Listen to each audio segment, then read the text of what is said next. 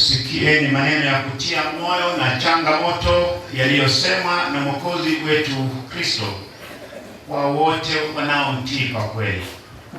Mtu yeyote akitaka kuwa mfuasi wangu ni lazima ajikane nafsi yake, auchukue msalaba wake kila siku anifuate. Maana mtu anayetaka kuyaokoa maisha yake mwenyewe atayapoteza, lakini anayapoteza maisha yake kwa ajili yangu atayaokoa. Njooni kwangu nyinyi nyote msumbukao na kulemewa na mizigo mingi, nami nitawapumzisha. Basi nyinyi nyote mlio na toba la kweli na la moyo, mlio na upendano na majirani zenu, mnaokusudia kuishi maisha mapya na kuzifuata njia za Kristo Yesu, karibuni kwa imani. Mkaipokee sakramenti hii takatifu kwa faraja yenu. Basi tuziungame dhambi zetu mbele za Mwenyezi Mungu kwa unyenyekevu.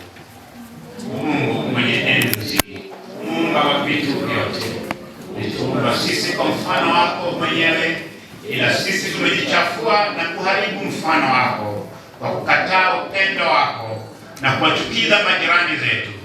Tumetenda maovu na tukakosa kutenda yaliyo mema. Tunasikitikia sana na kuyatubia makosa yetu. Ututakase na kutusamehe kwa ajili ya dhabihu ya mwanao Yesu Kristo. Utuumbe upya na utuongoze kwa Roho wako mfariji. Tunaomba haya kwa Yesu Kristo Bwana wetu. Mwenyezi Mungu ambaye upendo wake thabiti ni mkuu kama mbingu zilivyo juu ya dunia, awaondolee mbali dhambi zenu kama mashariki ilivyo na magharibi. Mungu aimarishe maisha yenu katika ufalme wake, awajalie haki yake hadi siku ya mwisho kwa huruma yake Yesu Kristo aliye kuhani wetu mwenye huruma. Asante Baba kwa msamaha. Twaikaribia meza yako kama watoto wako, sio kwa kudhania bali kuhesabiwa haki, sio kwa kujitumainia wenyewe bali kwa neno lako. Tuwenye njaa na kiu ya haki.